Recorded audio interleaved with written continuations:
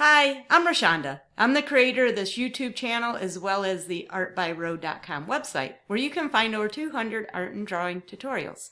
Today we're going to be drawing cat eyes, which is really fun. They're so cute, and I just love drawing eyes, and I'm sure you do too. So hopefully you'll stick around and go through this tutorial with me. And if you like it, please hit that like button, and don't forget to subscribe if you want to get notified of future videos. So with all that aside, let's go ahead and go on over to the art studio and get started on our cat eyes drawing. In this video, I'm going to be drawing cat eyes, and I'm doing mine on an artist trading card. If you've watched many of my videos, then you know I like to do my artwork on artist trading cards. And if you check out the description box, there's some information in there on artist trading cards if you're not familiar with what they are.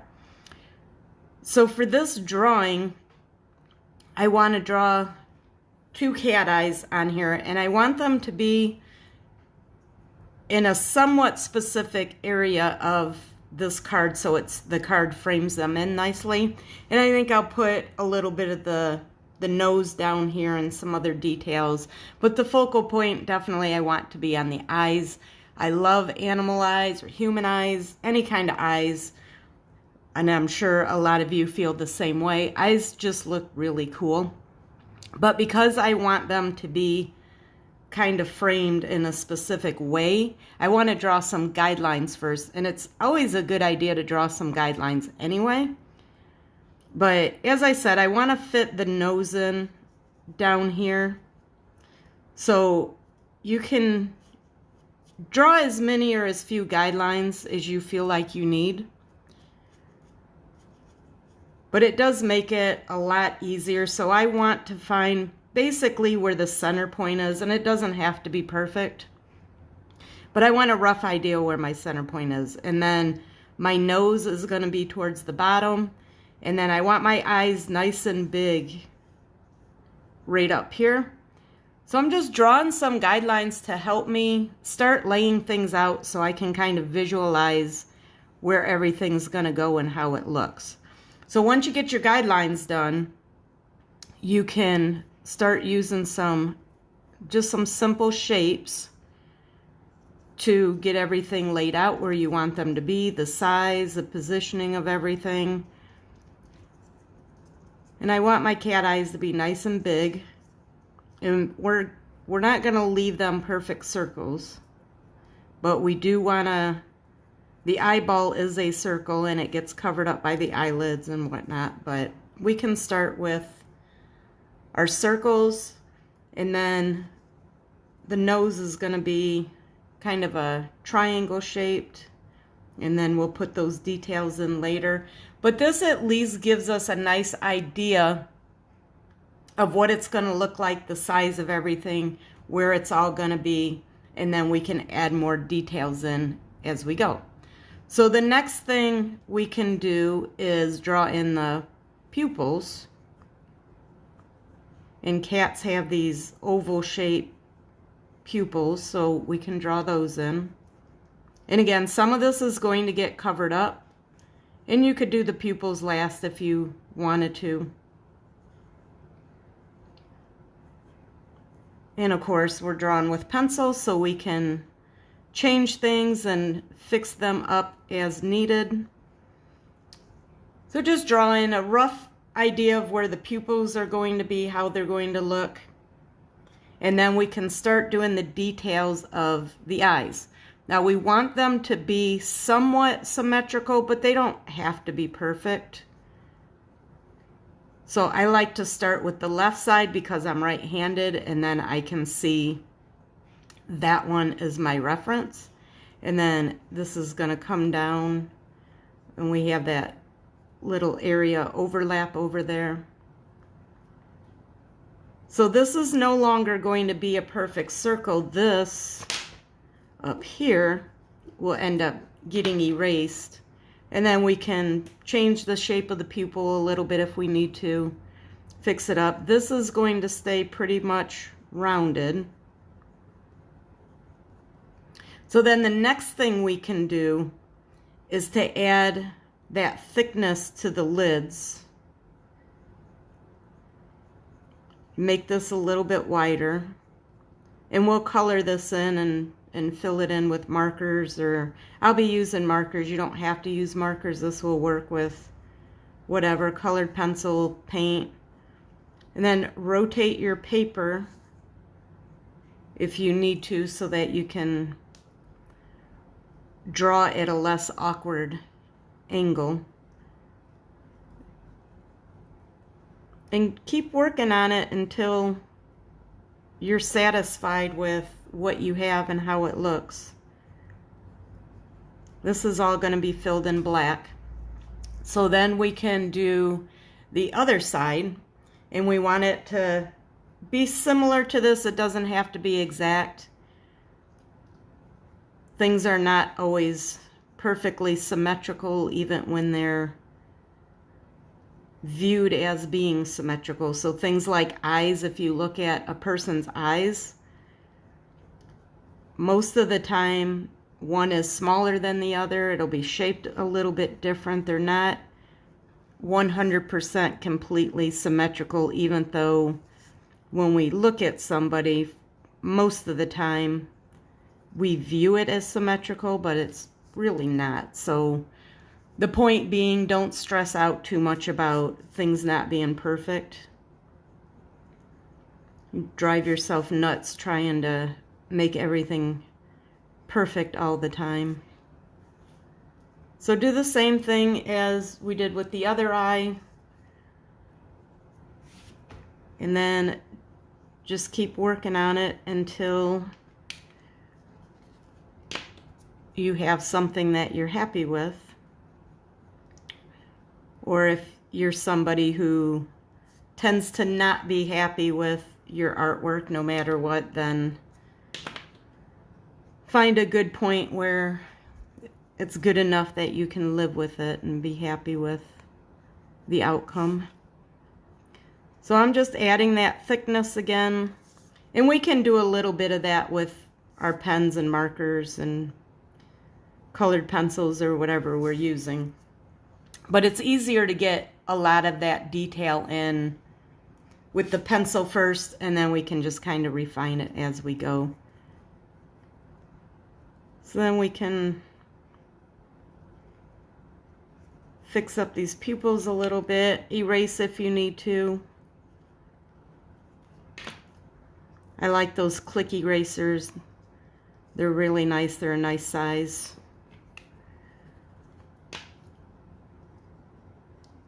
Get these pretty close to the same size and shape.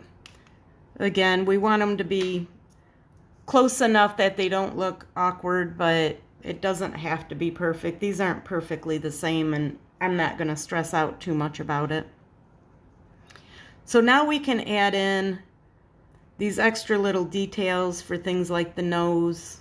We want this to come up and round, and just using this little triangle shape as kind of a guide to help keep it the size and the shape that it needs to be. Those little areas come in, and again, we want it to be pretty much symmetrical, but not to the point where we're stressing too much about perfectionism. Because it's really hard to get everything perfect, especially if you're working on a smaller scale. That's one of the challenges with the artist trading cards, is they are pretty small. Something like this works out good because you're not trying to fit we're not trying to fit ears and everything else in here. So it sometimes does get challenging to try to get these small details in, but something like this, it actually works out pretty well. So now we can add in some of this extra. We're gonna fill some of this in with black. There's usually the area around a cat's nose that doesn't have much fur on it, and on a lot of cats it tends to be black. You can use a reference photo of a real cat, or if you have your own cat maybe that you're trying to draw, you can use that. So I'm probably not going to put too much more detail in here. Maybe some indications of where the fur is going to go. We'll have some whiskers up here. So I'm just putting in a couple little indications of how I want the fur to flow. And like I said, we'll do all that with marker when we get to that point. We'll put some whiskers in here. We'll add some browns and grays and oranges and different colors. We'll have the fur coming down here. We'll have some little whiskies. And you can erase these guidelines as you go if you need to, if they bother you or you feel like they get in the way. Most of the time I leave them, but because we need to do all the colors in the fur, it might be easier to erase some of this now, because we won't be able to rub the eraser over the entire area like I usually like to do, but that's okay. So there we have our basic drawing. Try to even this up a little bit so the one side is not bigger than the other. So that's pretty good for the basic sketch of it. The details really gonna come with adding in the marker and the colors. So we'll be adding more detail to it. So now the next thing is to add in the black areas with an outliner pen. I like to use these Sharpie pens. This is a medium black Sharpie pen. You can use a marker. If you're using colored pencils, that's fine too. So what I want to do with this is to go over any areas that are going to be black. So this area around the eye is going to be black, and just going over top of it. You can use a pen, you can use a marker. I like these pens because they give a nice crisp outline, and I like how sharp of an edge it leaves. Sometimes the markers, if you're using just a regular marker, they tend to bleed into the paper a little bit, and it makes kind of a fuzzy edge to your drawings.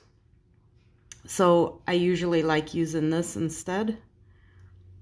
So just go over top of where your pencil lines are and make kind of a frame of where you're going to fill in, and then just fill that in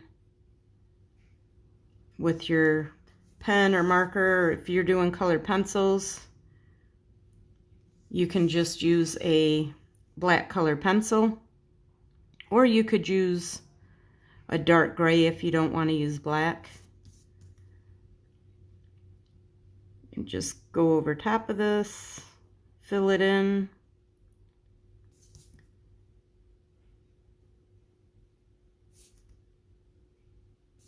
And then once you get it filled in with the black, you can clean it up a little bit, change anything you think needs to be changed.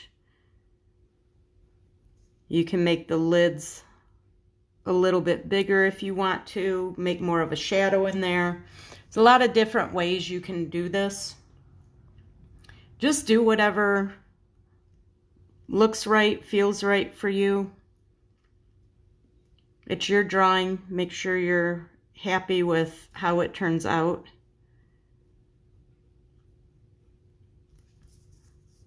So that's it for the one eye. I need to fill in the pupil. And you could also outline it with a pen and then fill in this larger area. So I have as soon as I find it here, I have these black markers that have this chisel point or this bullet point. I could fill in this bigger area with that and just do the outline with black. And then just fill in here by these edges. Either way's fine. The two blacks are not quite the same, but it'll balance out once we put all the colors in and add some white highlights. It'll all tie in pretty nicely. So I'm going to go ahead and speed this up, do the rest of this, and then I will be back.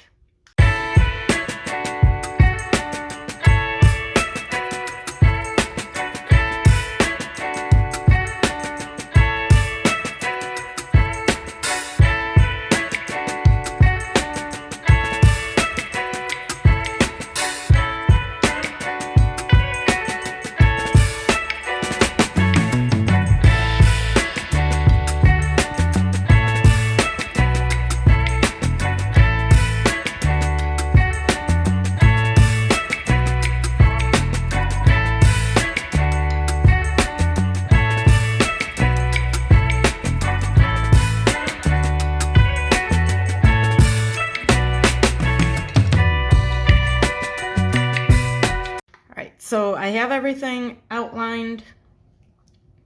You can use an eraser to clean things up if you need to.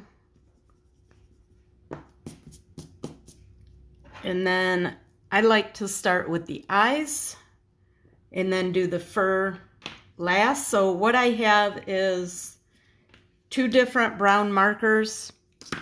These happen to be Bic markers. I have two browns, one's a little bit lighter than the other one. And what I usually do is I have these scrap paper that are left over from cutting out my artist trading cards.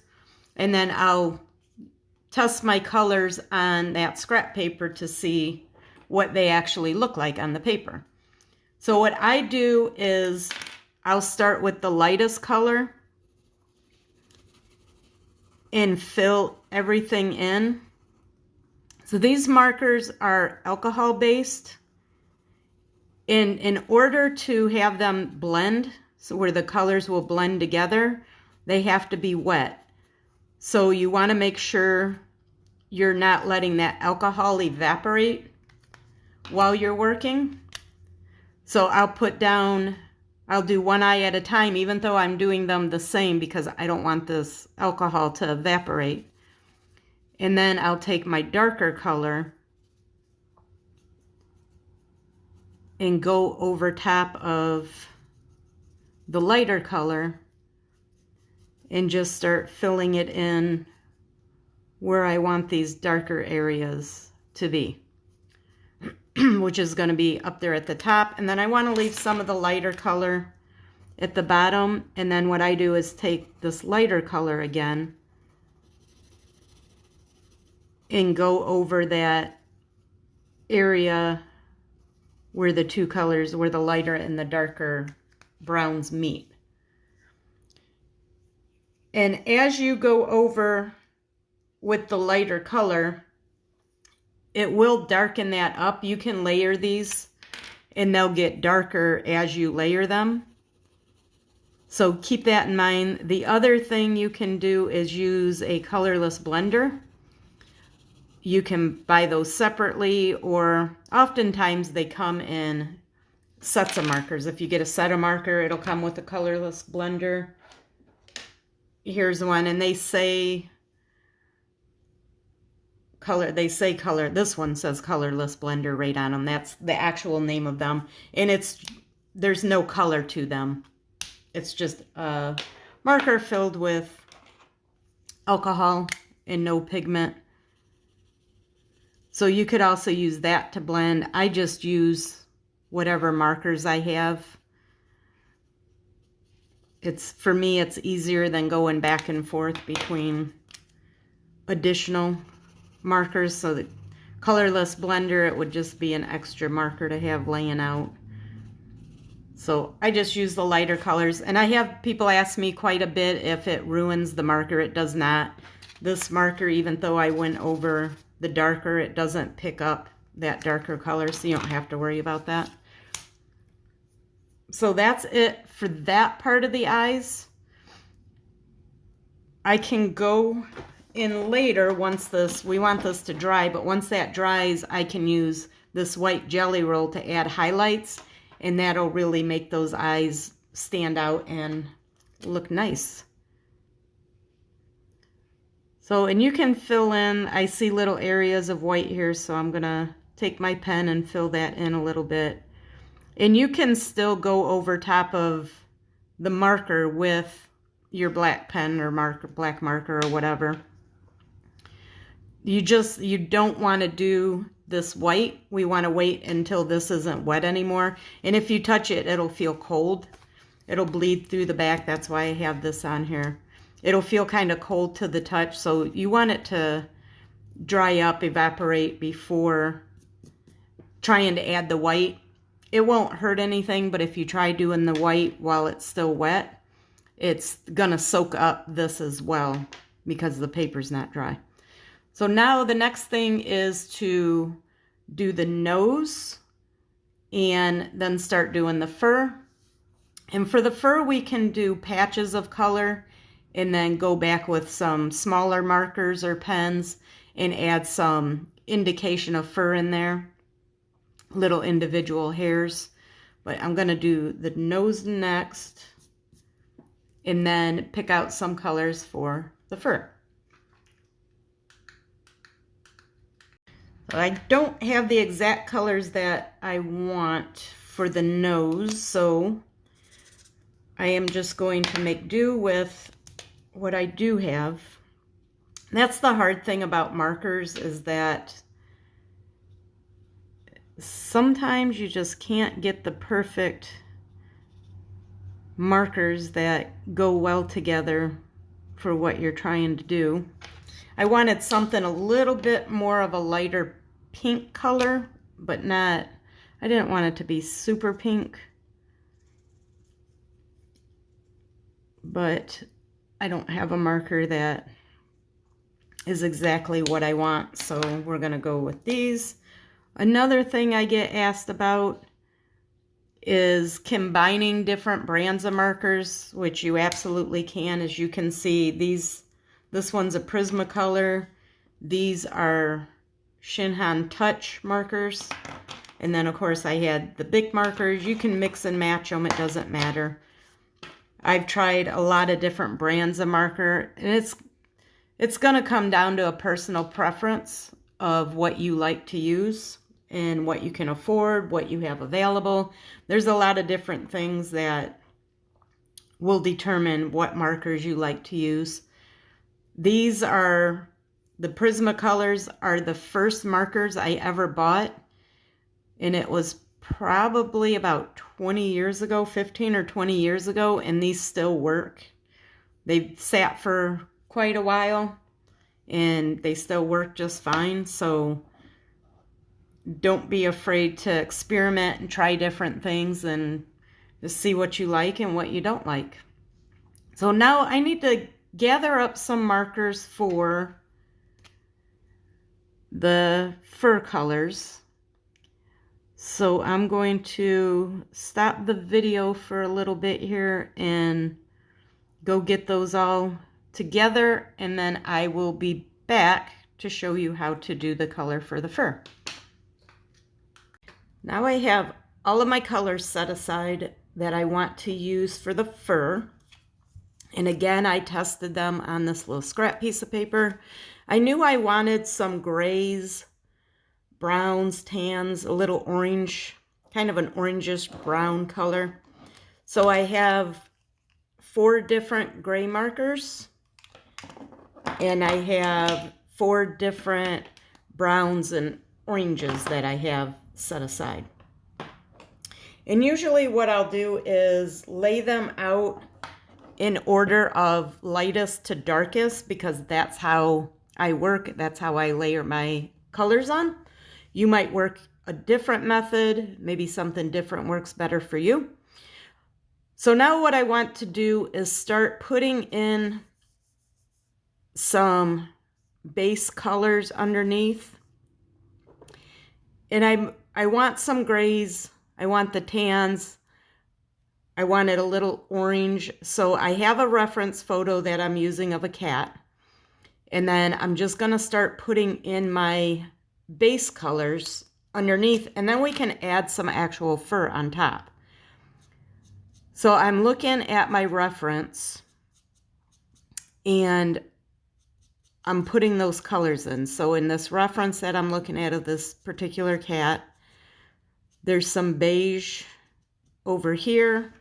And then the other thing I can do, because I don't want this really hard edge, I can use that the colorless blender, or the other thing I do sometimes, and it's the same principle as using the colorless blender, is I have these markers that are really, really light, and I don't really use them because they don't show up very well, but you can kind of use those to go over top and to smooth out that edge a little bit. So that one shows up a little bit. And then again, test them on your scrap paper. So this one is even lighter. Some of them are so light that even on white paper, they barely show up. So I could take advantage of some of those. Or again, you can just use the colorless blender. And the colorless blender works almost like an eraser. If you go outside of an area, you can lighten it up quite a bit with the colorless blender. So those are some options to get rid of that hard edge. As you can see now, that hard edge isn't there anymore. And if I wanted to darken that up a little bit more, I can add more of that color over top. So you just have to decide how dark you want things to be, how much you want them to be blended in there, because as you blend them, it's going to remove some of that pigment a little bit. So just keep that in mind. So I'm just looking at my reference and then looking at the different areas that I can block in some of those colors. And what I like to do with any of my drawings is to work on the easiest areas first, the things that are the most obvious. And the areas that look a little bit more challenging or feel a little bit more difficult, I'll just leave those for last. Because what I find with myself is that as I'm working on my drawings and I'm making my way through the different areas, my confidence builds up a little bit as I'm going. And it kind of all starts coming together. So I might look at an area of my drawing and not know exactly what I want to do with that at the beginning. But as I keep working and going and moving around the areas of my drawing, those things start to make sense. And I start getting some ideas for how I want to do things. So for example, the texture of the fur, you might not know exactly how to go about making that texture, but as you start working on your drawing, that'll start making a little bit more sense. You'll start getting some ideas of what you want to do. So don't get discouraged if it feels hard at first. It'll get easier as you keep working on your drawing. And the other thing is, remember to work on one section at a time. So you can work while your markers are, if you're using markers anyway, you can work while your markers are still wet. And that gives you a lot more flexibility with what you can do and how you can change things a little bit. So I'm kind of trying to make some little indications of fur. Let me move that so you can see that a little bit better. I'm making some lines in there to indicate some fur. And then just softening up these edges a little bit. You don't have to completely blend the edges in because it is fur and there will be some harder edges in fur. So that's up to you of how soft you want these edges to be and how much you want them to be blended in. So what I'm going to do is just keep working on this, putting the different colors in, filling in the areas of the fur. And then the final thing I can do is I can use my jelly roll in my black pen and add some individual hairs on top of the marker once the marker dries. So I'm going to go ahead and keep working on this. I'm going to do a time lapse, speed this up, and I will come back when I'm done with the fur.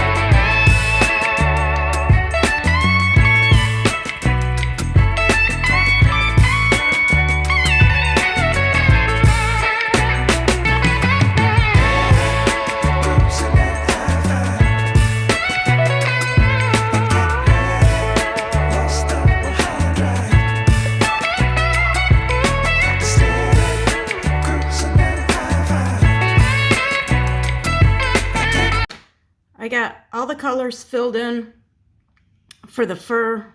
I added some little fur strokes in there with the darker color and a little bit with this orange color. So now the last thing is just to add some white with the Jelly Roll pen. And we can use this to do the whiskers, any highlights we want to add on there. Now you could also add more individual hair strokes, little fur strokes with a black pen, or even these Prismacolor pens are nice. There's more Sharpie pens that come in different colors. So this is a brown. I could go in here and add some little individual hairs with this, with the brown and the black and even the white if I wanted to. I don't know if I'll do that or not. I'm going to go ahead and add the white highlights and then see how I feel from there. So you can, when adding the white, now you do want to make sure that all of this is dry. If you add this on there while the marker's still wet, if you're using markers, if the marker's still wet when you add it on, it'll just absorb into that moisture in the paper and it won't be very bright. It's not a big deal if that happens. You just go back over it again after it gets dry. It really won't hurt anything, but it'll be harder to see. So for the areas I want to add in some white, I'm just following my reference photo. It really helps when you're working from a reference. And you don't have to follow it exactly, but it makes it easier instead of trying to figure out where the light source is coming from and where those reflections would be. And I'm just making some short little lines in here in the bottom of the eyeball. And then of course we want to add some white in the pupils. This particular photo that I have that I'm using as my reference, it actually is showing a reflection of, it looks like some windows in there. I'm not going to try to draw all that detail in there. I'm just following the general pattern and areas of where those reflections are. You can add a little bit. You can add some of your extra in too. What I'll do sometimes, if I don't like these big areas of color, I'll throw some white in there just to kind of break it up a little bit. Now keep in mind for eyes, any place that you add white will make it look a little bit like there's some moisture in there. And eyes have a lot of moisture in them. So think about those areas where they'd be a little bit, have some moisture attached to them. And it can tend to make your drawings look more sad once you add them in there, which for this, that's kind of what I'm going for with this. I want the cat to look cute, which tends to be almost that sad. You know how cats are. Why aren't you petting me? They give you that look like you're breaking their heart if you're not petting them. So I'm just adding in some little whiskers, and they're hard to see. I don't know how much it picks up on the camera, but you can add some whiskers in there. You can add some additional details. I can add a few with the black. Now, depending on what colors you're using, these can stand out more or stand out less on top of your other colors that you have in here. So that's something you want to keep in mind. You don't want to have, if your drawing's really light and you add in a bunch of black individual furs, it might stand out too much and draw attention. So keep that in mind also. But I think that's about it. I think I'm going to call this done and wrap this up here and stop working on it. You don't want to overwork your drawings. You want to find that balance between doing too much and not doing enough. You want the details in there, but you don't want to overdo it either. So that's it for this video. I will see you in the next one. Thanks for joining me. Happy creating! Well, that's it for today's tutorial. I hope you enjoyed it, and I hope you feel inspired to draw some of your own cat eyes.